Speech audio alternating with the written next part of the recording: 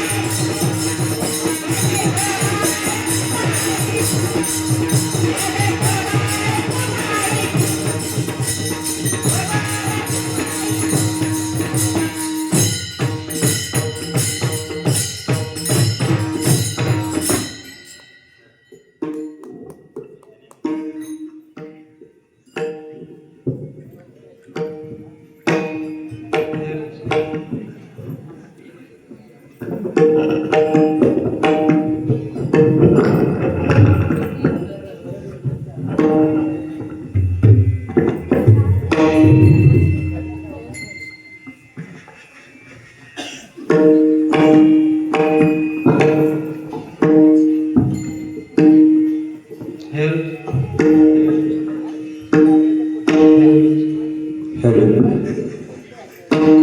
हा आवाज इकडं थोडं थोडं हॅलो थोडंसं इकडं थोडा हेल हेल हेल आवाज द्या थोडा हेल रिपीट होऊ द्या थोडासा हेल हरी हॅलो हॅलो हा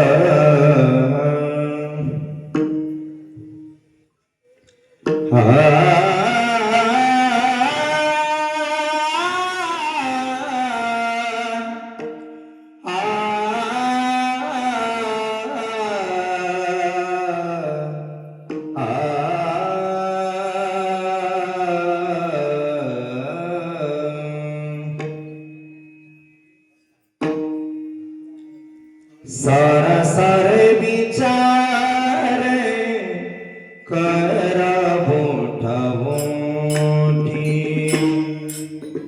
सारा सारे विचार करा मोठा मोठी सारा सारे विचार करा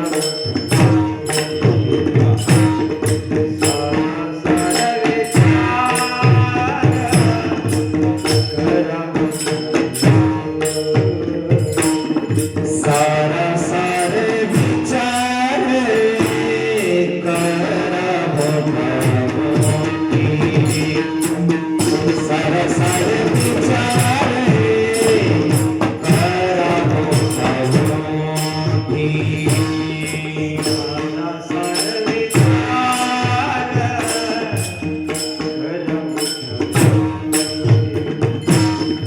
सारा सारे विचार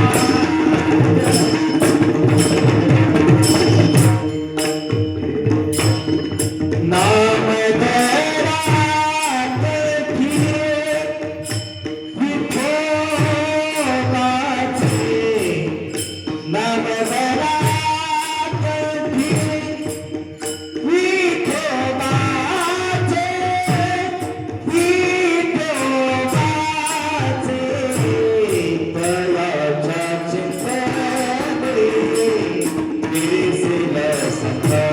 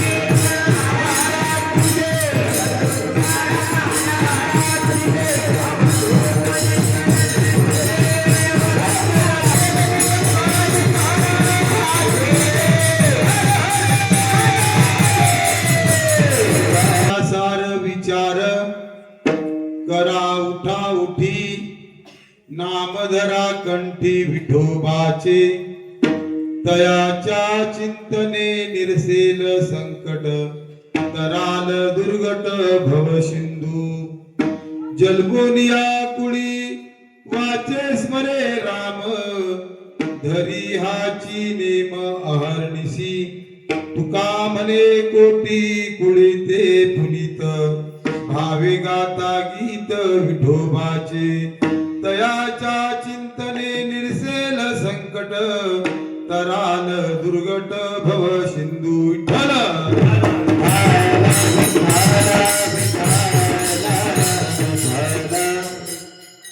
महायोग पीठे तटे भीमरथ्यम वरम पुंडरीकाय दातुन मुनींद्रहि समागत्य तिष्ठन्तमानन्द कंदम परब्रह्मलिंगम भजे पांडुरंग पांडुरंगा करो प्रथम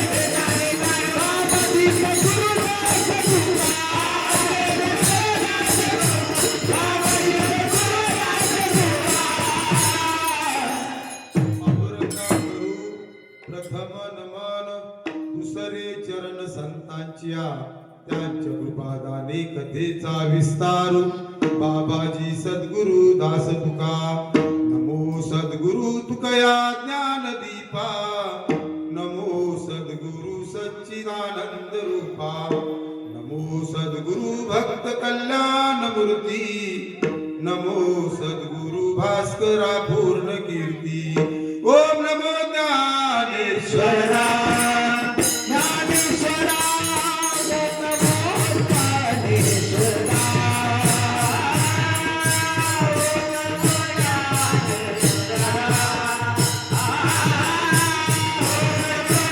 नमो ज्ञानेश्वरा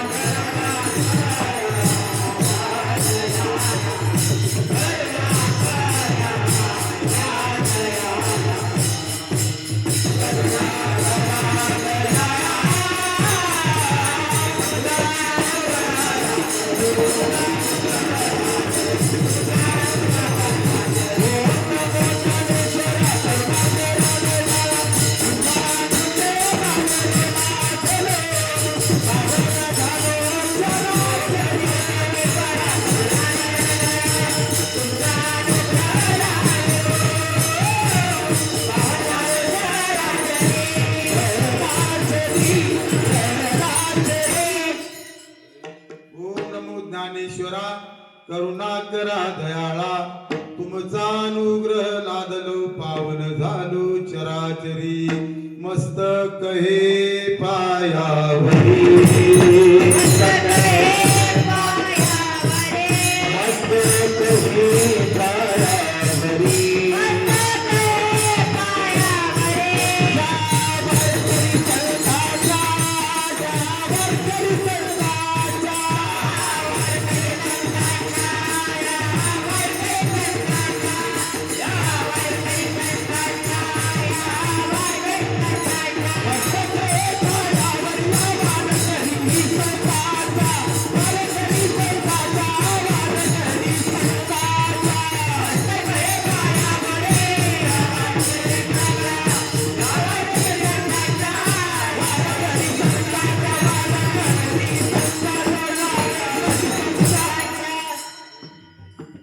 जयांची केलिया स्मरण होय सकळ विद्येचे अधिकरण तेची वंदू श्री चरण श्री गुरूंचे ते नमस्करून आता विठ्ठल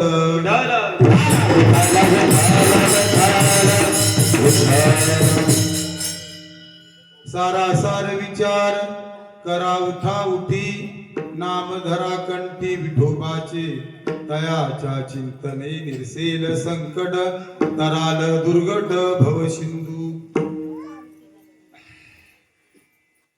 प्रस्तुत कीर्तन रूपी सेवेकरता निवडलेला अभंग देहूचे थोर साधू संत श्रेष्ठ जगद्गुरु संत तुकाराम महाराज यांचा नामपर प्रकरणातील सगळ्यांच्या पाठातला असा उत्कृष्ट अभंग या ठिकाणी सेवेसाठी आज निवडलेला आहे विठ्ठल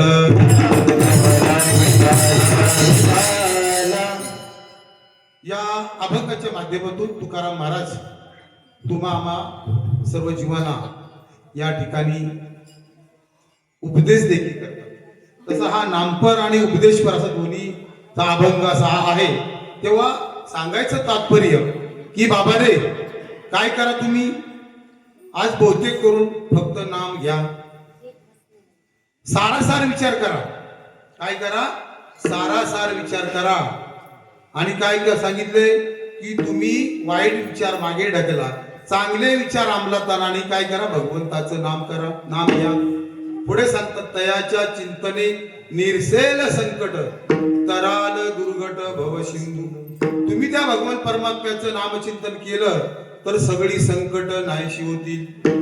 पुढे जाऊन सांगतात की तुमचा माणसाच्या कुळात जन्म झाला आहे म्हणून मी तुम्हाला सांगतो, कारण दुसऱ्या योनीमध्ये सांगण्यासारखं काही नाही म्हणून मी तुम्हाला सांगतो. तयाच्या चिंतने हे झालं. जन्मून या कुळी वाचे स्मरे नाम, धरी हाची नेम अहर्निशी. नित्य नेम हा नियम करा की भगवंताचं तुम्ही नामस्मरण करा. पुढे जाऊन सांगतात तुका म्हणे कोटी कुळे ती पवित्र, भावे गाता गीत विठोबाचे. काय सांगतात की तुम्ही जर नामस्मरण केलं तर तुमची कोटी कुळ पवित्र होतील किंवा कोटी कुळाचा उद्धार होईल. विठ्ठल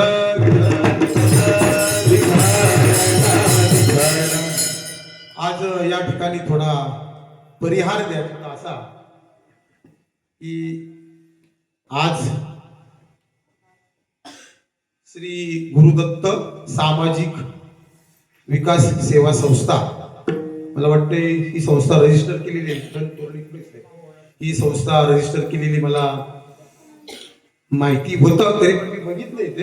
तेव्हा ही संस्था आपण रजिस्टर करून चांगली गोष्ट केलेली आहात. या संस्थेच्या माध्यमातून अनेक लोकोपयोगी कामं तुम्ही करू शकता, तेव्हा तुम्हाला प्रथम धन्यवाद. दुसरी गोष्ट, या अखंड हरिनाम सप्ताह आणि ग्रंथराज ज्ञानेश्वरीचं पारायण अर्थात गुरुचरित्राचं पारायण आणि या 40व्या वर्षामध्ये आजच्या या दुसऱ्या दिवसाची कीर्तन सेवा भगवान श्री दत्तात्रयांच्या कृपाशीर्वादानं काल होती पण ती आज मिळाली. सेवा काल होती ती आज मिळाली. कारण का की काल माझी तब्येत बरोबर नव्हती. बरेच लोकांना वाटलं असेल महाराजांना एवढं काय झाले, पण जाणीवपूर्वक केलेलं नाही, तब्येत बरी नव्हती.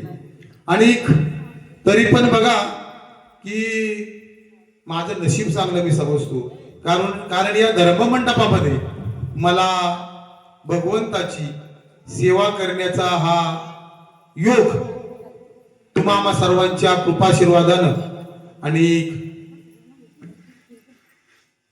वास्तविक ही 1 महिन्यापासून चर्चा होती की मला कुठेतरी सेवा मिळेल आणि तो ती वेळ आली आणि मला सेवा करण्याची संधी प्राप्त झाली. वास्तविक सेवा कालच मिळणार होती, पण काल मला वाटते माझी सेवा दत्तगुरु महाराजांना नको होती बहुतेक, असंच मला वाटते. त्यांना माझी सेवा आजच पाहिजे होती. म्हणून बघा काय आहे की आज माझ्या ठिकाणी मला वाटते महाराज कोण स्वभावशी महाराज यांची आज कीर्तन सेवा होती, परंतु ते काही अपरिहार्य कारणामुळे या ठिकाणी येऊ शकले नाही आणि त्यांच्या जागेवर आज सेवा करण्याची मला संधी मिळाली. दुसरा मुद्दा, या निपाणी गावचं वैभव काय सांगतोय. या निपाणी गावचं वैभव आपल्या या निपाणी गावचे तरुण तडफदार कीर्तनकार हरिभक्तपरायण अनिल महाराज तोरणे. कारण बघा काय पूर्वीपासून मी ऐकत आलो, इवलेसे रूप लाविले द्वारी, त्याचा वेलू गेला गगनावरी, मोगरा फुलला फुले वेचिताची भरोकळी अशा. की निपाणी गावामध्ये गेली 50-52 वर्ष, या ठिकाणी 40 वर्ष असं निरंतर अखंडपणे हा कार्यक्रम चालू आहे. परंतु या 40-50 वर्षामध्ये निपाणी गावामध्ये या पारमार्थिक क्षेत्रामध्ये जशी भरभराट व्हायला पाहिजे होती तशी जरी झाली नसली तरी आज आपल्या या भागामध्ये मेढाखोऱ्यामध्ये आज अनिल महाराज तोरणे यांचं नाव आहे आणि आपण देखील आपल्या माणसाला कसं मोठं करता येईल याचा देखील आपण विचार करायला पाहिजे. मी मोठा कोण कीर्तनकार नाही, पण अशा लोकांचं बघून शिकून असं म्हणजे पाहून ऐकून मी सगळं शिकलेलो आहे. मी कोणत्या शाळेत जात नाही, परंतु मला आवड आहे. जसं म्हणतो आपण, आवडीचा मंत्र सांगितला सोपा, चेने नवे गुंपा कुठे काही. तर अनिल महाराजांच्या या अशा खडतर प्रवासाने अनिल महाराजांचं नाव होणं साहजिकच आहे.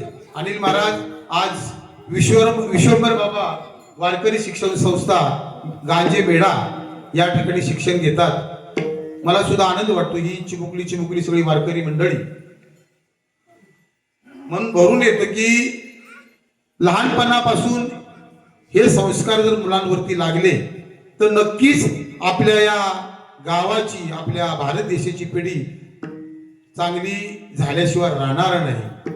आणि मी असं म्हणेन की बहुतांश आई वडिलांनी आपली मुलं इकडं तिकडं जाण्यापेक्षा कुठंतरी हा जर मार्ग त्यांनी जर अवलंबला तर नक्कीच त्यांच्या जीवनाचं सोनं झाल्याशिवाय राहणार नाही. दुसरी गोष्ट, या गावामधील आमच्या निपाणी गावचे पोलीस पाटील विठ्ठल कृष्ण निपाणी, सरपंच मला तोरणेताई ज्या असतील, काय माझं नाव मला आठवत नाही, तोरणेताई, त्याचबरोबर आमचे श्रीरंग मामा निपाणे, बरोबर या गावाचे वयोवृद्ध ज्यांनी या वाडीमध्ये महत्वपूर्ण लक्ष दिलं ते आमचे माधुमामा वालोडे, त्याचबरोबर सीताराम पाटील, आमचे धनंजय आप्पा पार्ठे, आमचे एम.डी. शिंदे, बरीच मंडळी नाव घेण्यासारखं आहे. आणि संजय तोरणे आमचे, आणि विशेष करून या कार्यक्रमासाठी ज्यांनी स्वतःला झोकून दिले ते आमचे मित्र हरिभक्तीपरायण विठ्ठल महाराज तोरणे. त्यांचं सगळ्यांचं मनापासून टाळी वाजवून स्वागत करा. सगळ्यांनी मनापासून टाळी वाजवून. बरोबर त्यांची एकीचं बळ आणि यांचे आचार विचार मी जवळून पाहिलेले, त्यामुळं त्यांना धन्यवाद द्यावे. तेवढे थोडे आहेत. मी आता जास्त बोललो. आपल्याला 11 वाजता कीर्तन सेवा संपायची, 1 तास आपल्याकडे, तेव्हा आपल्याला अभंगाला हात घालूया. तेव्हा तुकाराम महाराज या अभंगाद्वारे तुम्हा आम्हाला सांगतात, काय सांगतात की बाबा रे तुम्ही विचार करा. कसला विचार करा? नामस्मरण करा. मग भगवंतानं विचारशक्ती कोणाला दिलेली आहे? फक्त माणसाला दिलेली आहे. आणि माणसानं जर विचारशक्ती चांगली ठेवली तर त्यांचा विकास आणि प्रगती नक्की होऊ शकते. पशु पक्ष्यांना विचारशक्ती महाराज अति अल्प प्रमाणात दिलेली आहे. त्यांना फक्त काय दिलेली आहे? निद्रा, भय, मैथून असं अशा सगळ्या गोष्टी त्यांना दिलेल्या आहेत. म्हणजे त्यांना ही विचार करण्याची शक्ती कमी. मग जर मानवाला जास्त शक्ती दिलेली तर मग मानवाने विचार करणं गरजेचं आहे. आणि जर विचार केला तर माणसाची प्रगती निश्चित आहे. मग विचार करण्यासाठी अनेक ग्रंथ आहेत, जसे विचार सागर, विवेक चूडामणी, गीता, भागवत, ज्ञानेश्वरी, गाथा, असे अनेक ग्रंथ उपलब्ध आहेत. त्यात सर्व विचार सांगितलेले आहेत. मग भगवंत अर्जुनाला सांगतात की बाबा अर्जुना तू विचार कर. म्हणून आधीच विवेकाची गोटी वरी प्रतिपादी श्रीकृष्ण जगजेटी आणि भक्तराजो किरटी परिसतासे. ज्ञानेश्वरी हा माऊलींचा सर्वात मोठा ग्रंथ. ज्ञानेश्वरी हा माऊलींचा सर्वात मोठा ग्रंथ. जगातील सर्व प्रश्नांची उत्तरं ज्ञानेश्वरी सापडतात. जगातील सर्व प्रश्नांची उत्तरं ज्ञानेश्वरी सापडतात. परमार्थ कसा करावा हाही विचार ज्ञानेश्वरीमध्ये आहे. आणि संसार कसा करावा हाही विचार ज्ञानेश्वरीमध्ये सापडतो.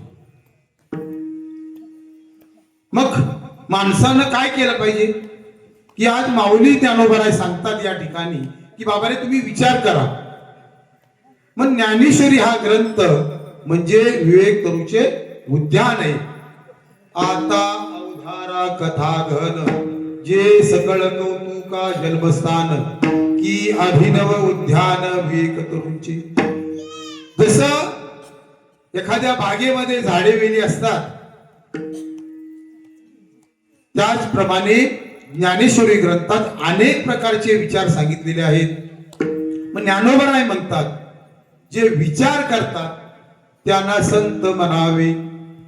चंद्र तेथे चंद्रिका, शंभू तेथे अंबिका, संत तेथे विवेका असले की जे. पुढे जाऊन ज्ञानोबराय म्हणतात जे विचार करत नाहीत त्याच्यात आणि कावळ्यात काहीच फरक नाही. म्हणून आगावाता का वाढिलेया, साजूक का सडलिया, विवेकू कावडिया नाही जैसा. कावळ्याला जमन विचार करायला? नाही जमणार. तुकाराम महाराज या पुढे जाऊन सांगतात की जे विचार करत नाहीत त्यांना गाढव समजण्यास काही हरकत नाही. बरोबर आहे. जे विचार करत नाहीत त्यांना गाढव समजण्यास काही हरकत नाही. विचार नाही नर खर तो तैसा, वाहे ज्ञान पाठी भार दगड जैसा. मग गाढव कावळा वगैरे ही जी उपमा संतांनी दिलेली ती का दिलेली आहे? कारण त्या योनीमध्ये कुठलाही विचार होऊ शकत नाही. तो विचार कुणामध्ये होऊ शकतो? फक्त माणसंच करू शकतात. बरोबर की नाही? काय पाप पुण्य जाणते,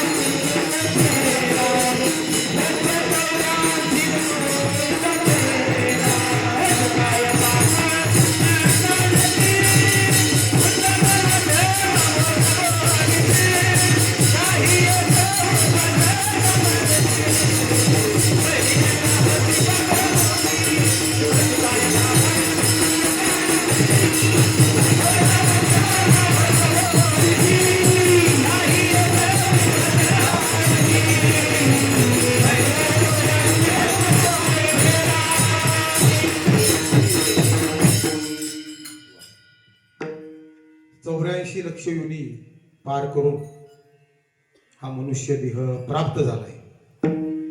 आणि हा जर देह प्राप्त झालाय तर मनुष्यानं जन्माला आल्यानंतर भगवंताचं नामस्मरण केलं पाहिजे. कारण हा देह कधी पडेल किंवा आपला मृत्यू कधी होईल हे आपण कोणी सांगू शकत नाही. नाशिवंत देह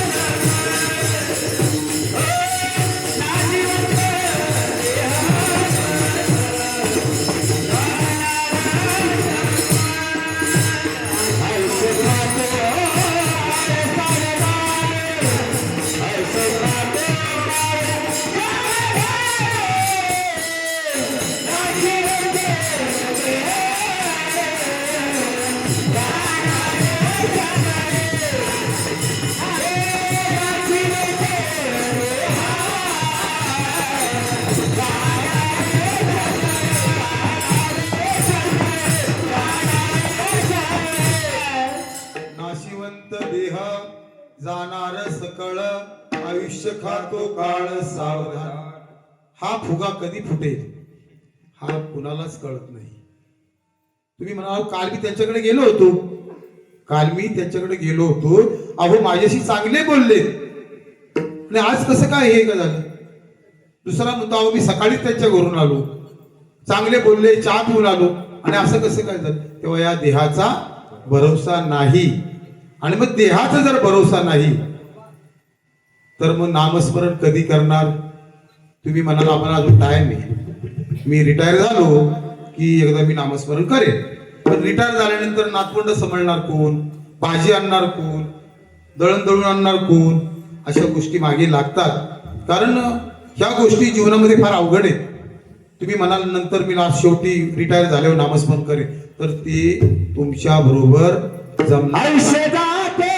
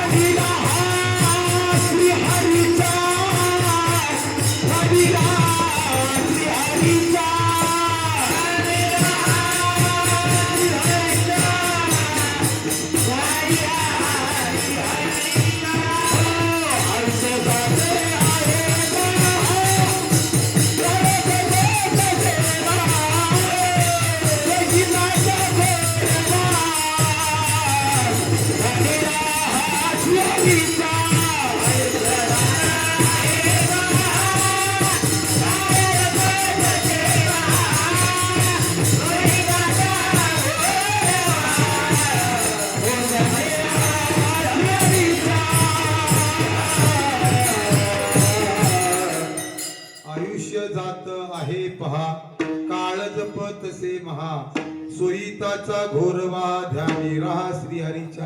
हा काळ टपून बसलाय तुमची शिकार करायला. कधी तुमची शिकार करेल आणि तुम्हाला आम्हाला घेऊन जाईल घडी काळ. घडी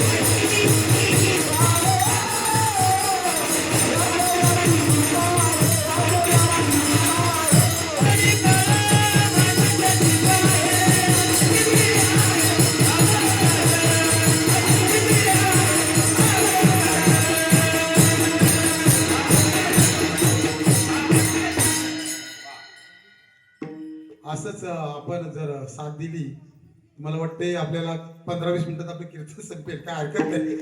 सुंदर, छान. अनिल महाराजांसाठी आणि आपले काकडे महाराज यांच्यासाठी जरा टाळ्या वाजवा. घडी घडी काळ वाट याची पाहे अजून किती आहे अवकाश. काळ वाट बघतोय म्हणून आपण सर्वांनी सावध झालो पाहिजे. आणि जर आपण सावध झालो नाही तर आपली शिकार नक्कीच होणार आहे. म्हणून सगळ्यांना विनंती आहे की प्रत्येकानं या जो जन्मास आलाय त्यानं नामस्मरण केलं पाहिजे आणि आपला उद्धार करून घेतलं पाहिजे. हे नक्की सगळ्यांनी लक्षात ठेवा. मी पुढे जातो, पुढे सरकतो. आपल्याला फक्त अर्धा पाऊण तास राहिलेलं आहे यामध्ये की सारासार विचार करा उठा उठी. तो कुठला विचार करायचा यामध्ये कोटी तयार होते. काही विचार कधीच करायचा नाही आणि काही विचार कधी कधी करायचा आणि काही विचार सतत करायचा. आता कधी कधी विचार करायचा आणि कधी करायचाच नाही हे काय नेमकं आहे. तेव्हा या ठिकाणी माणसाचं वेगळं चाललेलं असतं की अमेरिकेचं काय होईल, रशिया आणि युक्रेनचे युद्ध चालू आहे त्यांचं काय होईल, भाजपचं कसं होईल, काँग्रेसचं काय होणार किंवा मी मेल्यानंतर कसं होणार. असा निरर्थक विचार माणसानं कधीच करू नये. काय सांगतोय, असा निरर्थक विचार माणसाने कधीच करू नये. आता काही विचार करायचे ते मी पुढे सांगतो. त्याच्यामध्ये थोडासा एक उदाहरण देतो की एका गावामध्ये डॉक्टरच्या हाताखाली शिकलेला, नंतर औषधांचा अभ्यास झालेला, परंतु डिग्री नसणारा एक डॉक्टर होता. आता शेतकऱ्याचा मुलगा असल्यामुळे त्याने एक म्हैस बाळगली होती आणि त्या म्हैसीची शिंगे चांगली अशी खिल्लारी होती, त्याला ती चांगली आवडली होती. आता हा डॉक्टर त्याच्याकडे रोज पेशंट यायचे. तो रोज त्या पेशंटना आपला तपासायचा, चेक करायचा, पण सारखा त्याच्या डोक्यात एकच विचार की या म्हशीला धरून, शिंगाना धरून, म्हशीच्या शिंगाना धरून जर म्हशीवर मी बसलो तर किती मजा येईल असा डॉक्टर विचार करायचा. काय, म्हशीवर बसून जर मी बसलो तर किती मजा येईल. असं करता करता 2 वर्ष झाली हा विचार करून. 2 वर्ष झाल्यानंतर त्यानं ठरवलं काही होऊ द्या पण म्हशीवर का आपण आरूढ व्हायचंच, बसायचंच. म्हणून तो एके दिवशी सकाळी सफेद वस्त्र परिधान केली आणि म्हशीचं दावं सोडलं, म्हशीच्या शिंगाना धरून म्हशीवर बसला. आता गावातून थोडं जात असताना आजूबाजूने लोकांनी पाहिलं त्याला. लोक हसायला लागली. हसायला लागल्याबरोबर गल्लीमध्ये, गावामध्ये लोक जमा झाली. जशी लोकांना अनेक लोक पाहिल्यानंतर म्हस जरा बुजली, घाबरली आणि ती म्हस पळायचा प्रयत्न करू लागली. तेवढ्यात तो डॉक्टर म्हणतो, धावा धावा, वाचवा वाचवा, म्हणजे तो म्हशीवर पडेल म्हणून तो घाबरला. असं म्हणल्याबरोबर गावातल्या पोरांनी घरात जाऊन काठी आणली सगळ्यांनी आणि काठी आणत ते म्हशीच्या मागे पळू लागले. आता म्हशीच्या मागे पळू लागल्यानंतर ती म्हैस पण जोरात पळू लागली. ती गावाच्या शेजारी एक तलाव होता, त्या तलावामध्ये म्हस घुसली. आता त्या डॉक्टरला थोडं पोहता येत होतं. पडल्याबरोबर त्याला लागलं पण तो कसा तरी पोहत पोहत त्या तळ्याच्या काठावर आला. आल्यानंतर बाजूला लोक जमा झाली होती तळ्याच्या काठावर गावातली.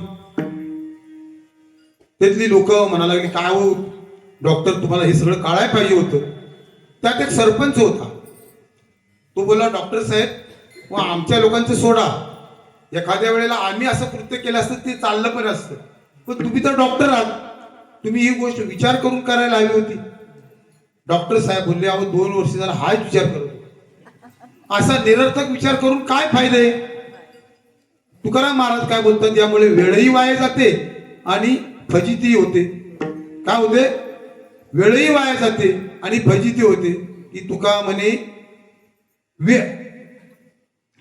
हे वेळ वाया जाते आणि वेळ वाया गेल्यामुळे फजिती होते आणि फजिती झाल्यामुळं तुमच्या आमची अशी फजिती होऊ नये म्हणून संत आपल्याला सांगून गेले. बरोबर की नाही? मग अशा गोष्टी जीवनात कुणीच करू नये.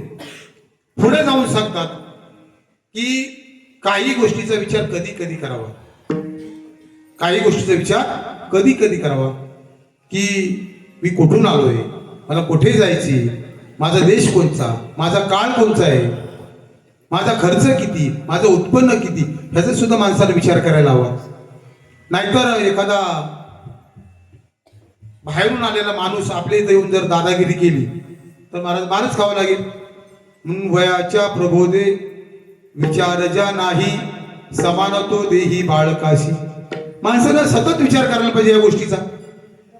अरे बाहेर ना आले, समजा आता एखादा आपटीवरून इथं आलाय आणि तो जर इथं जर येऊन दादागिरी केली तर आपल्या तोरलेवाडीतली लोक गुदारतील का? मारच खावा लागेल. म्हणून माणसानं वयाचंही भान ठेवलं पाहिजे. एखादा जर 80 वर्षाचा म्हातारा लहान मुलांबरोबर जर गोट्या खेळू लागला तर लोक त्याला मूर्खा जमा करतील की नाही? म्हणून वयाच्या प्रबोधे विचार ज्या नाही, समान तो देही बाळकाशी. मग माणसानं असा विचार करण्यापेक्षा वयाचं तरी भान ठेवलं पाहिजे की माझं वय किती आहे, मी कुणाबरोबर खेळलो पाहिजे, मी कुणाबरोबर बागडलो पाहिजे, तर माणसानं भान ठेवलं पाहिजे. नाहीतर काय होणार? असं फजिती होणार, मार खावा लागला. मग माणसानं हाही विचार करायला पाहिजे की माझे मित्र कोण आहेत, ते बिअर बार मध्ये नेणारे आहेत की मला कुठं कीर्तन प्रवचनाला घेऊन जाणार आहेत. एक शास्त्रज्ञ लिहितात, मला लिहून ठेवले की तुमचे मित्र कोणत्या पात्रतेचे आहेत हे जर मला कळलं तर तुमचं मी भविष्य सांगू शकतो. म्हणजे माणसानं ह्या गोष्टीचा सुद्धा विचार केला पाहिजे. आपला खर्च किती, आपलं उत्पन्न किती, आपण नेमकं करतोय काय. आपलं उत्पन्न 1 रुपया आणि खर्च 2 रुपया. तुका म्हणे ताळा नाही त्याशी अवकाळा. म्हणून माणसाने विचार करायला हवा. आणि जर विचार केला नाही तर गोष्टी जीवनात चुकीच्या घडणार. मग पुढे सांगतात की माणसानं सतत विचार कोणता केला पाहिजे? क्षणोक्षणी ह्याची करावा विचार, क्षणोक्षणाची करावा विचार.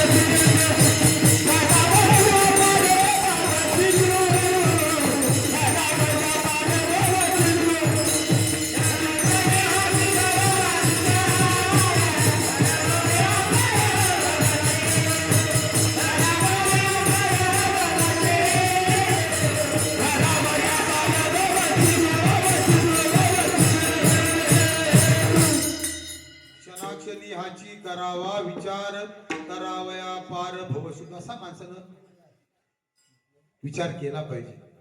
आहे कोण मी हा करावा विचार, आहे कोण मी हा करावा विचार, आहे कोण मी हा करावा विचार, आहे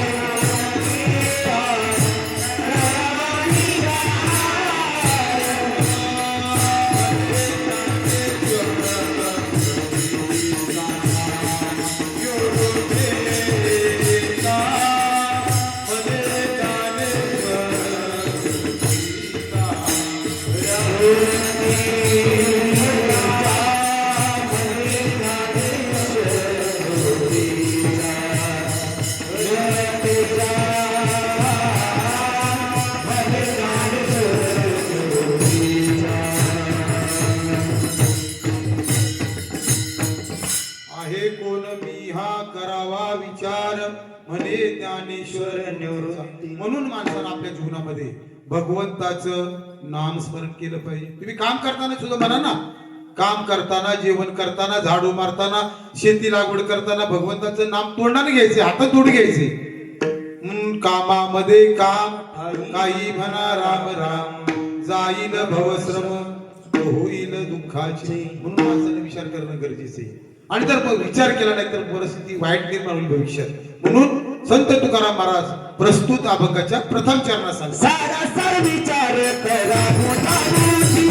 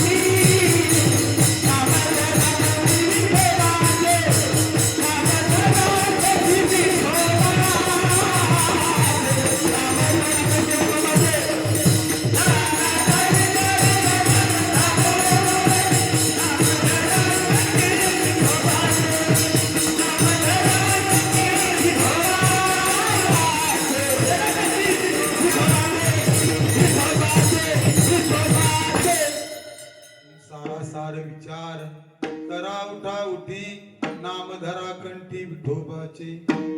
भगवंताचं नाम कंठात धरा. काय सांगितले? उठा उठी, ताबडतोब, बसता उठता, ताबडतोब. क्षणाचाही विलंब लावायचा नाही, गुणगुणत राहायचं. संत जनाबाई सुखुबाई होऊन गेल्यात. आज आपल्या महिला मंडळाचं पण नाव संत सुखुबाई महिला मंडळी. तेव्हा सर्वांना विनंती आहे की आज तुम्ही लाडक्या बहिणी आहात. मुख्यमंत्री माझ्या लाडक्या बहिणी, बरोबर ना? सगळ्यांना हप्ते मिळत असतील 1500 रुपये. तेव्हा लाडक्या बहिणी, लाडक्या भावांनो, भगवंताचं नामस्मरण सतत झालं पाहिजे. आणि जर सतत झालं नाही तर त्याचे परिणाम तुम्हाला माहिती आहेत. कारण शेवटी ते तोंडात तुमच्या येणार नाही. मग उठा उठी घ्या सांगितले.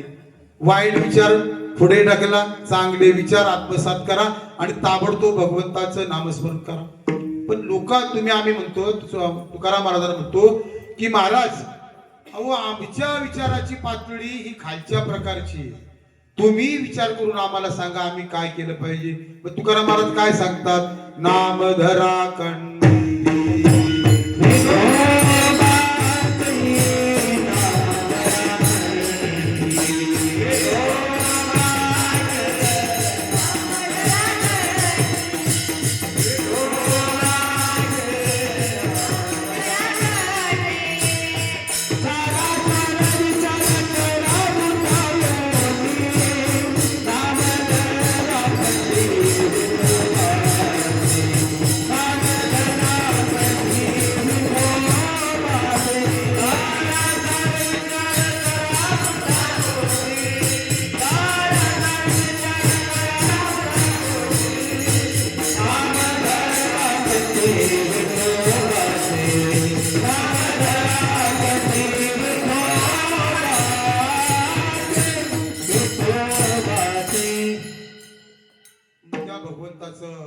नामस्मरण कसं उठावटी करा, नाम धरा कंठी विठोबाची. मग संत म्हणतात बाबा आम्ही एकत्र बसून सगळं सारांश काढलेले. संत एकांती बैसले, सर्वई सिद्धांत शोधिले, ज्ञानदृष्टी अवलोकिले, सारांश काढले निवडून. ते एक श्री हरीचे नाम आमच्यावर विश्वास ठेवा आणि त्या भगवान परमात्म्याचं नाम कंठात धरा.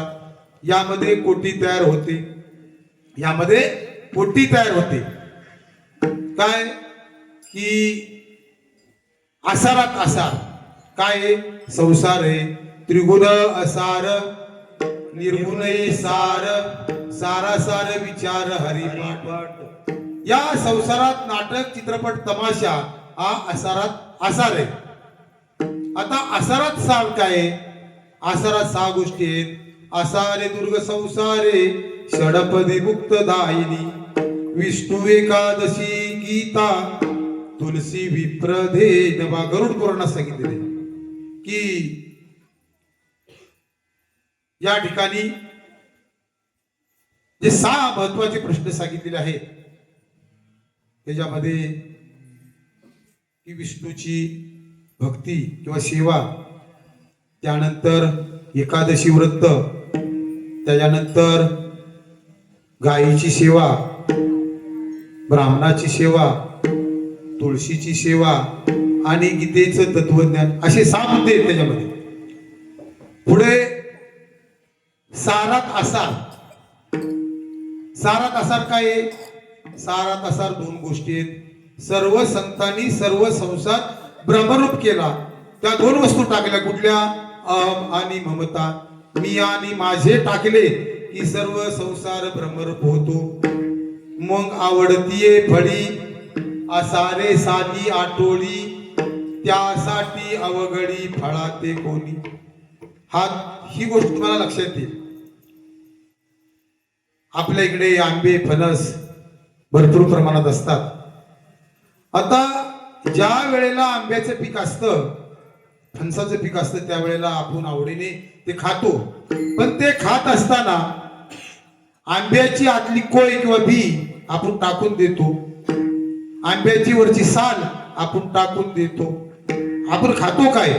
त्याचा गर खातो किंवा फणसातले गरे खातो. गऱ्याची आतली बी टाकून देतो किंवा बी सुद्धा आपण नंतर शिजवून खातो, ती गोष्ट वेगळी. किंवा फणसाच्या बाहेरचं जे आवरण असतं ते आपण खातो का? मग आतला गर म्हणजे भगवंताचं नाम आहे. मग ते जर आपल्याला चांगलं खावायला कळतं तर मग आपल्याला नामस्मरण करायला देखील कळालं पाहिजे. आणि दुसरे पुढे जाऊन 4था प्रश्न असा आहे की सारात सार काय?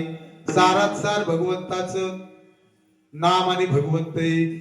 आणि पुढे की ज्ञानोबा रायांनी या सारासाठी 4 शब्द वापरले. सार सार सार विठोबा नाम तुझे सार, सार सार सार विठोबा नाम तुझे सार, म्हणून शूळ पाणी जपता हे वारंवार. ज्ञानोबा रायांनी 4 वेळा शब्द वापरले. रसात सार, साधनात सार, रसात साधनात, शास्त्रात रसात, असे 4 सार वापरलेले. मग ते सार जर भगवंताचं जर नाम घेण्यामध्ये सारं लक्ष जर आपण केलं तर आपल्या जीवनाचा उद्धार झाल्याशिवाय राहणार नाही. जसं टॉयलेट बाथरूम मध्ये आपण एकच बल्ब ठेवतो, तसं जर कंठामध्ये जर महाराज नाम धरलं तर आत म्हणजे हृदयात, बाहेर म्हणजे जनात. कंठी धरिला कृष्ण मणी, कंठी धरिला कृष्ण मणी,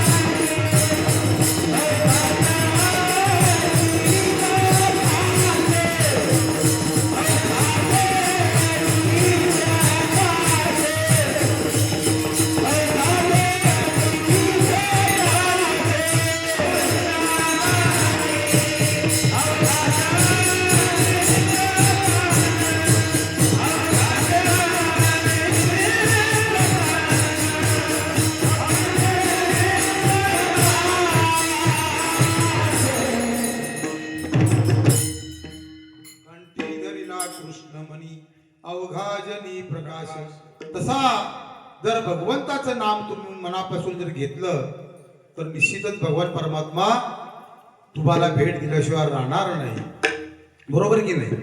मग त्याचं जर नामस्मरण केलं तर मग पुढे आपल्याला काय गती प्राप्त होणार आहे? कारण त्याचं चिंतन आपल्याला करायचंय आणि ते चिंतन केल्याचं फळ काय आहे ते संत तुकाराम महाराज प्रस्तुत अभंगाच्या 2य चरणात सांगतात. दयाच्या चिंतने निरसेल संकट,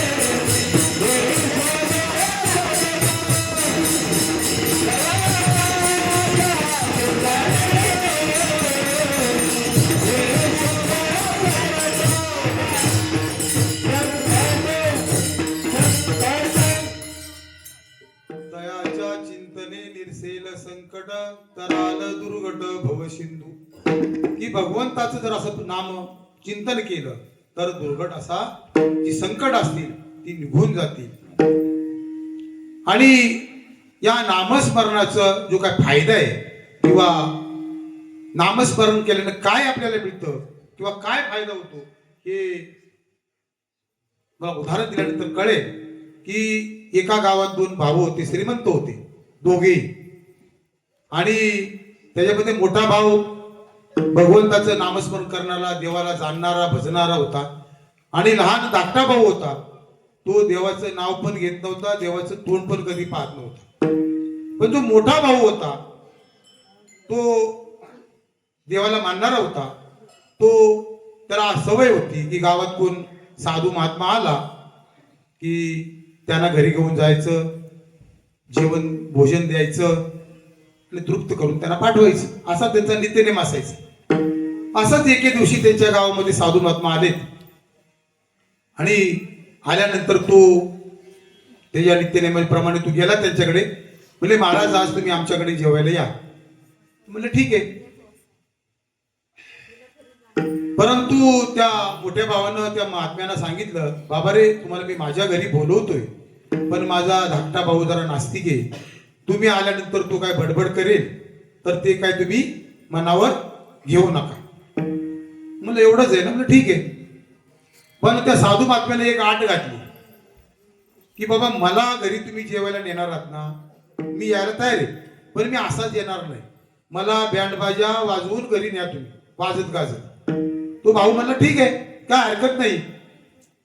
म्हणून तो बँड वाजवत त्या साधू महात्म्याला घरी घेऊन गेले घरी गेल्यानंतर साधू महात्म्यानं त्या याचा आवाज आला बँडबाजाचा की त्या धाकट्या भावानं त्या साधूचं तोंड पाहू नये म्हणून त्यांच्याच घरातले एक रूमचा दरवाजा होता त्याची कडी लावून आतून घेतली, कारण त्या साधू महात्म्याचं मला तोंड बघायचं नाही.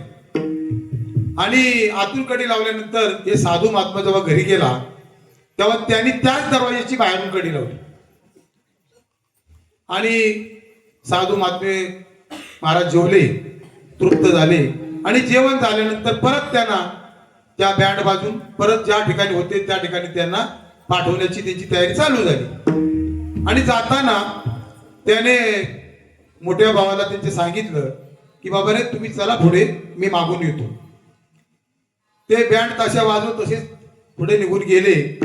त्या धाकट्या भावाला वाटलं की महाराज आता गेले वाटतं, बरं का, धाकट्या भावाला वाटलं महाराज गेले. तर याने कडी खोलायला सुरुवात केली धाकट्या भावाला. तर बाहेरून कडी लावली, दरवाजा उघडला ना, त्याने शिवी दिल्या, शिव्या द्यायला सुरुवात केली. तसं महाराज दरवाजा जवळ गेले आणि महाराजांनी बाहेरची कडी काढली की तो धाकटा भाऊ बाहेर आला की महाराजांना हात पकडला. दोघांची मस्ती चालली, हात सोडवा सोडीची. ते साधू महात्मा बोलले तू एक वेळ राम म्हण. काय बोलले? एक वेळ राम म्हण तरच तुझा व्यास सोडील. तो बोलला मी एक जात नाव घेणार नाही. परंतु त्या धाकट्या भावापेक्षा महाराजांची खाऊन पिऊन तंदुरुस्त तब्येत होती. महाराज काय त्याला धाकट्या भावाला ऐकणार. शेवटी कस तरी त्यानं रामाचं नाव एकदा घेतल्यानंतर त्या महाराजांनी त्याचा हात सोडला. पण म्हणले हे एक नाव घेतलंयस ते कुणाला विकू नकोस. तू रामाचं जे नाव घेतलेस ते कधीच विकू नकोस. काही काळानंतर दोघेही भाऊ वारले. मोठ्या भावाला विष्णुदूत न्यायला आले आणि लहान भावाला यमदूत न्यायला आले. आता यमदूतानं लहान भावाला घेऊन गेल्यानंतर यमदूताला कळलं नाही, एकदाच रामाचं नाव घेतले. आता ह्याचं काय करायचं? कारण जोपर्यंत नामाची किंमत माहिती पडत नाही तोपर्यंत ह्याला सजा कशी काय द्यायची. ह्यानं एकदा जे रामाचं नाव घेतलंय त्याची किंमत आपल्याला कळली पाहिजे, त्या हिशोबाने त्याला आपल्याला सजा देता येईल. आता यमाला पण चिंता वाटली, आता काही विचारायचं कुणाला, म्हणून यम गेला ब्रह्मदेवाकडे. पण तो धाकटा भाऊ म्हणला बघ मी असा येणार नाही, मला पालखीत न्यायचं, पालखीला तुम्ही खांदा लावायचं. असा तो धाकटा भाऊ कुणाला बोलला? यमाला बोलला. मग त्या यमानी यमराजाने त्यांना खांदा दिला. मग ते गेले भगवान शंकराकडे. शंकराकडे गेल्यानंतर त्यांना विचारलं महाराज यांना आम्ही घेऊन आलोय, यांनी एकदा रामाचं नाव घेतलंय, त्याची किंमत सांगा. भगवान भोलेनाथ बोलले बाबा याची किंमत मला सुद्धा नामाची किंमत सांगता येत नाही. मग काय करायचं म्हणजे जाऊन पुढे आपण ब्रह्मदेवाला विचारू. मग भगवान शंकरांना आणि यमदेवानी यमराजांनी ते दोघांनी खांदा दिला. तो आपला बिचारा धाकटा भाऊ मस्तपैकी पालखीत बसून पुढे ब्रह्मदेवाकडे गेला. ब्रह्मदेवाकडे गेल्यानंतर त्या यमराजाने आणि भगवान शंकराने विचारलं बाबा हिने एकदा रामाचं नाव घेतलंय, ती ह्याची किंमत काय आम्हाला कळलं पाहिजे. ब्रह्मदेव बोलले बाबा मला देखील या नामाची किंमत सांगता येणार नाही. आता काय करायचं म्हणले काम करूया, ज्याचं नाव घेतलंय आपण विष्णू भगवानाकडे जाऊया. म्हणून ब्रह्मदेव, भगवान भोलेनाथ आणि यमराज अशा तिघांनी त्या पालखीला खांदा लावला आणि भगवान विष्णूकडे घेऊन गेले. आणि त्यांना विचारलं, तेच म्हणतात अरे कोण, कुणाला आणले तू? ते म्हणतात महाराज याने तुमचं एक वेळा नाव घेतलेले, या एका नामाची किंमत काय आहे त्या आम्हाला सांगा, म्हणजे ह्याला आम्हाला काय करायचे ते आम्ही बघू. भगवान विष्णू देखील बोलले मला देखील या नामाची किंमत सांगता येणार नाही. तुझ्या नामाचा मही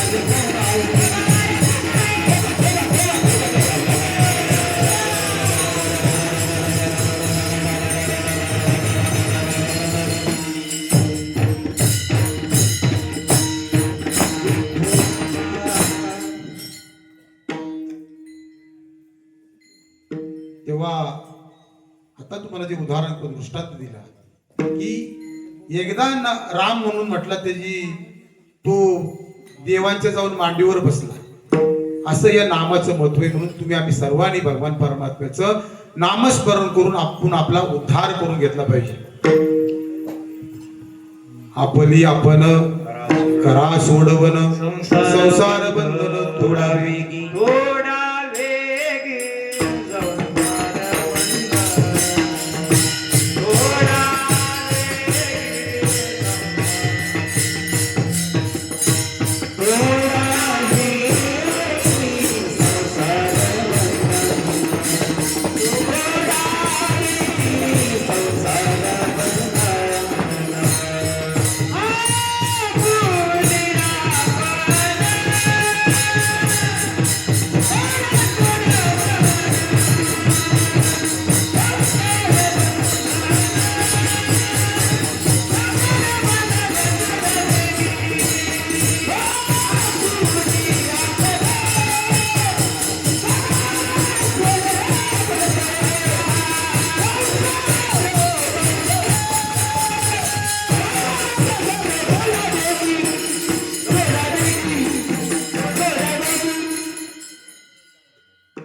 आपुली आपण करा सोडवन संसार बंधन सोडावेगी किंवा रामकृष्ण नामे ही दोन्ही साजेरी हृदय मंदिरी स्मराकारी.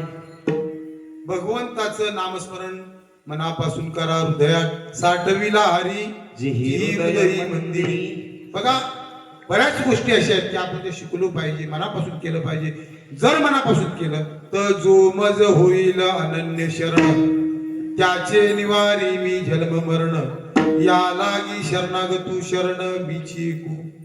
म्हणून भगवंताचं नामस्मरण करा, तो तुम्हाला सोडवणार आहे, तो तुम्हाला या संकटातून सोडवणार आहे. आणि मग त्याचा जर आपण दावा केला तर निश्चितच आपल्याला काय होईल, कायमी उदार पावेल, काय कृपा करील नारायण. ऐसे सांगा तुम्ही संत जन करा समाधान चित्त माझे. म्हणून त्या भगवान परमात्म्याचं नामस्मरण करा. आणि ते जर केलं तर सगळ्या गोष्टीपासून, सगळ्या भयापासून, संकटापासून तुमची सुटका झाल्याशिवाय राहणार नाही. तयाच्या चिंतने, चिंतनाचे महाराज 4 प्रकार आहेत. चिंतनाचे 4 प्रकार आहेत.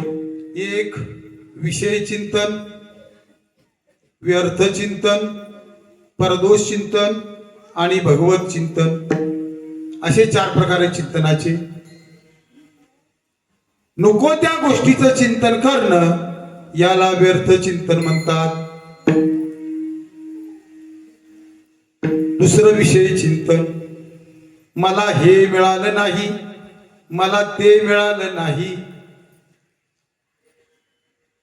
अपेक्षा, मी याचा उपभोग घेतला, मी त्याचा उपभोग घेतला, याला काय म्हणतात? विषय चिंतन.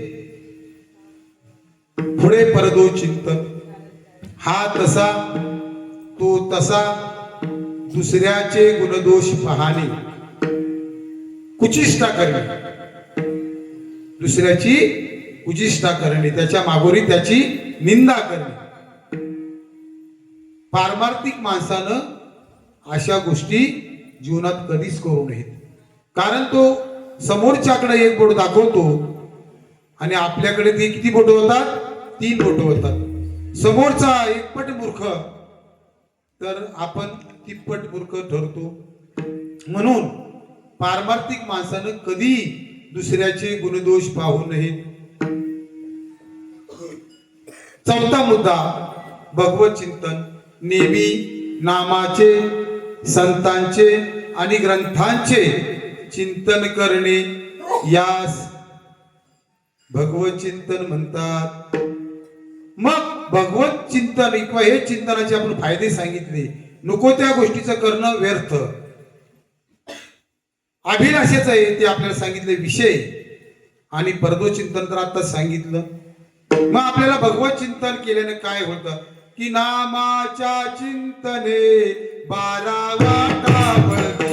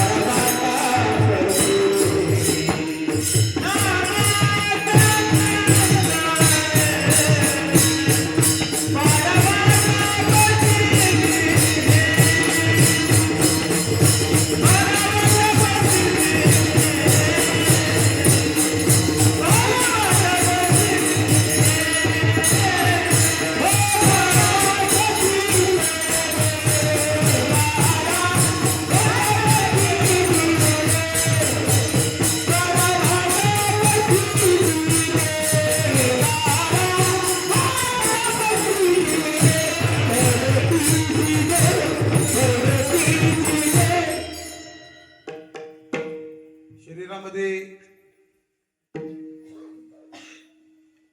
9 वाटा आहेत, 3 सूक्ष्म वाटा आहेत. त्याच्यामध्ये नाभी, कपाळ आणि टाळू. जर चित्तात नाम शिरले तर संकटे सर्व वाटेल त्या दिशेने पळतात. म्हणून नामाच्या चिंतने 12 वाटा पळती विघ्नी.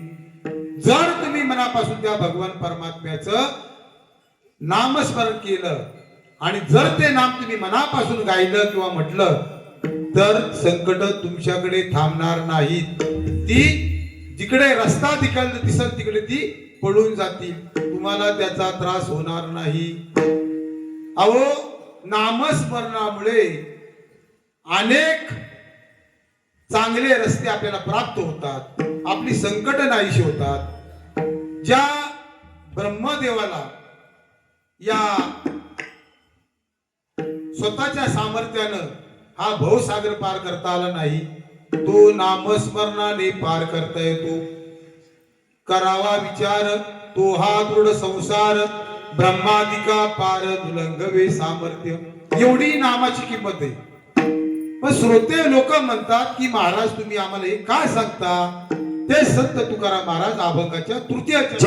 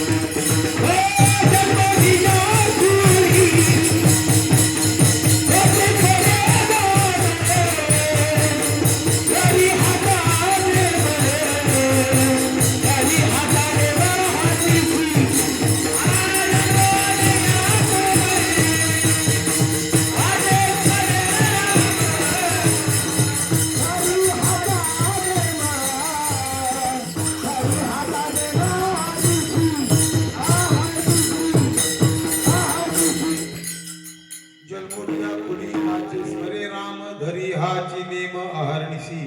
तुम्ही माणसाच्या कुळात तुमचा जन्म झाला आहे म्हणून मी तुम्हाला सांगतोय, कारण तुम्हाला कळतंय, तुम्हाला जे समजतंय, तुम्हाला हे ज्ञात आहे आणि तुम्ही हे करू शकता म्हणून तुम्हाला सांगतोय. जन्मून या कुळी वाचे स्मरे राम, दरी हाची नेम अहर्निशी. हा नित्यनेम करा. नित्यनेम नामी ते प्राणी दुर्लभ, लक्ष्मी वल्लभ तया जवळवडी. तसं नित्यनेम पाहिजे माणसाच्या जीवनामध्ये. प्रत्येक गोष्टीला नित्यनेम पाहिजे आणि तो नित्यनेम जर केला मनापासून तर भगवंत लांब नाही. भगवंत कुठेही लांब नाही. तुम्ही हाकेच्या अंतरावर भगवंत आहे. आणि जर तुम्ही या सुखी मनापासून केलं तर इतर ठिकाणी कुठेही जायचं नाही. कारण नको त्या देवाला कोण विचारतो. शेंदरी हेंदरी दैवते कोणती तुझी भूते खेळते, आपल्या पोटाची रडती मागते शीते अवदान. नको तिकड्या देवाकडे जायचं नाही. आपला हा बाप आहे भगवान परमात्मा, त्याची सेवा नित्य नेमानं करायची. ती जर उपासना किंवा सेवा मनापासून केली तर आपल्या आयुष्यात सुखाचे दिवस आल्याशिवाय राहणार नाही. आणि असं जर सुख आपल्याला जर हित मिळते, सर्व सुखे आजी येथेची ओळली, संतांची देखील चरणाभुजे. ते सुख हित आहे. मग नको तिकडे कशाला जायचं. नको तिकडे जाऊन आपला टाइम व्यर्थ करतो. म्हणून त्या भगवान परमात्म्याचं नामस्मरण आणि त्याचबरोबर काय केलं पाहिजे. आषाढी कार्तिकीची वारी हा वार्षिक नेम धरला पाहिजे. आषाढी कार्तिकी विसरू नका मज, सांगतसे गुज पांडुरंग. तो भगवान परमात्मा तुमची वाट पाहतोय पंढरपूरला. तुम्ही आषाढी कार्तिकी वारी करा. त्याचबरोबर देहू आणि आळंदीची वारी करा. त्याचबरोबर एकादशी व्रत करा. आणि हे जर तुम्ही नियम केले तर भविष्यात तुम्हाला सांगायची गरज लागणार नाही. अर्जुना मी नसे ऐसा कवन ठाव असे. भगवंत चराचरामध्ये तुम्ही जिथं बसाल कुठे रानावानात जायची गरज नाही. ठाईचं बैसोनी हरिपाठामध्ये ऐकलं असेल. ठाईचं बैसोनी करा एक चित्त, आवडी अनंत आळळा बाबा. तो मंत्र दिलाय. रामकृष्ण हरी विठ्ठल केशवा, मंत्र हा जपावा सर्व काळ. त्या भगवान परमात्म्याचं नाव मनापासून जर तुम्ही घेतलं तर काय होणार आहे. तो भगवान परमात्मा सुखे येतो घरा.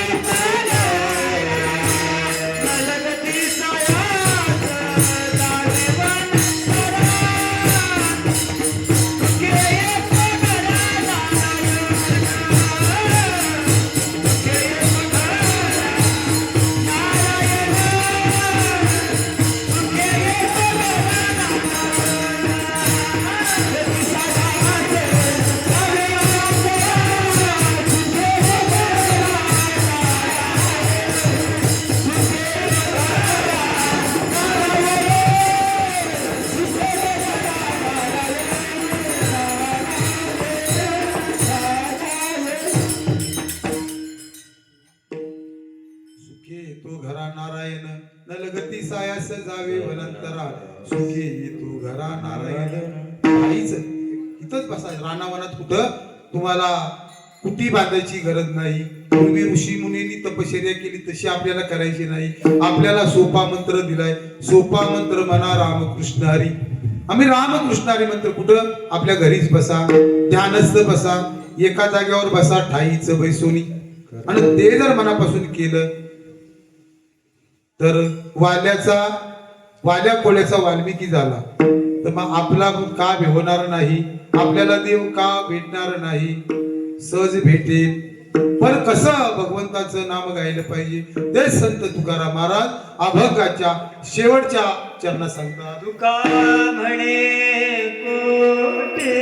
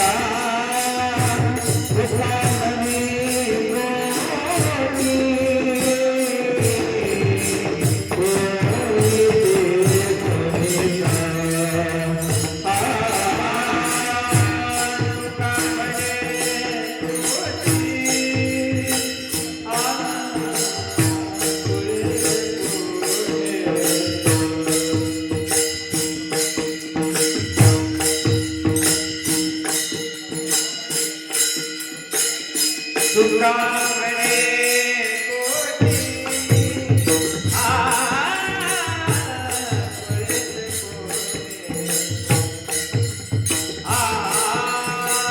तुका म्हणे कोटी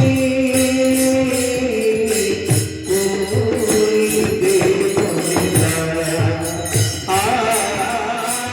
तुका म्हणे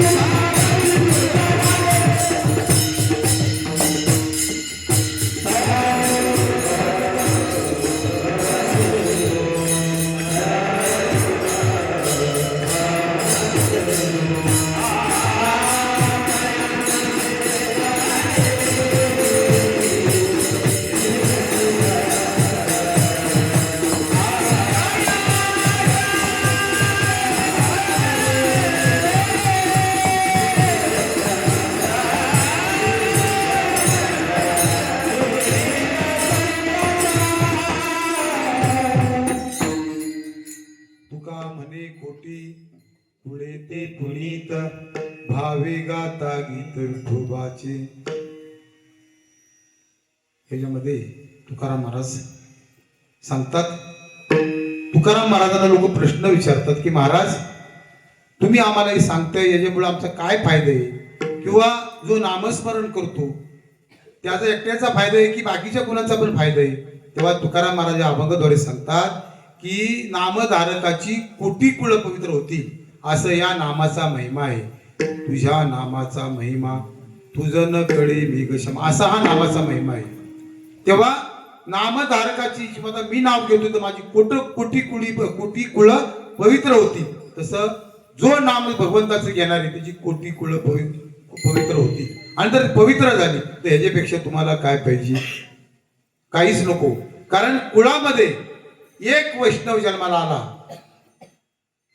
तर कुळाचं भाग्य आहे, परंतु कुळामध्ये एक जर कुपुत्र जन्माला आला तर कुळाचा नाश केल्याशिवाय राहत नाही. उदाहरण द्यायचं झालं तर एका हनुमंतरायामुळं वानर सेनेचा उद्धार झाला, बरोबर की नाही. एका हनुमंतरायामुळं वानर सेनेचा उद्धार झाला. दुसरी गोष्ट, एखादा कुपुत्र म्हणतोय तर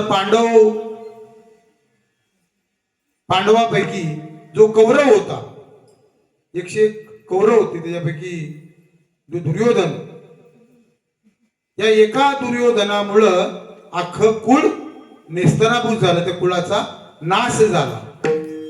म्हणून नाम जर घेतलं तर हनुमंतरायाचं वानर कुळ पवित्र होतं, राक्षसादी योनी ह्या पवित्र होतात, मग तुमचा आमचा उद्धार का होणार नाही.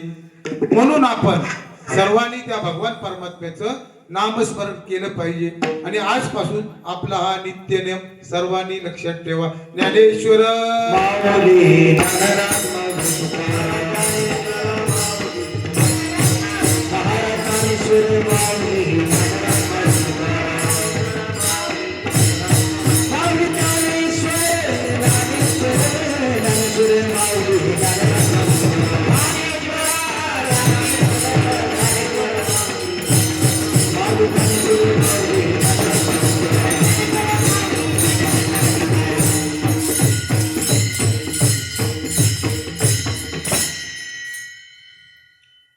शेवटची 1-2 मिनिटं घेतो.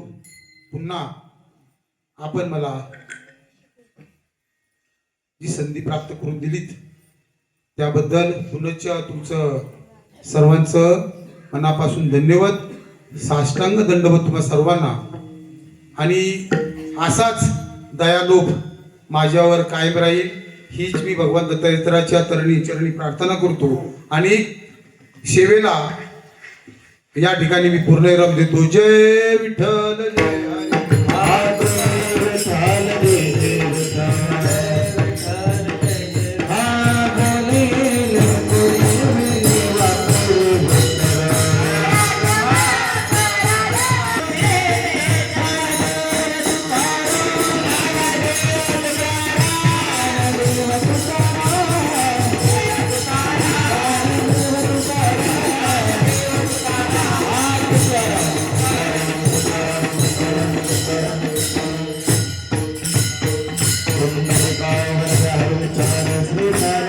तुकाराम पंढरीनाथ भगवान की जय. सव संतन की जय. सर्वांनी इकडे लक्ष द्यायचे.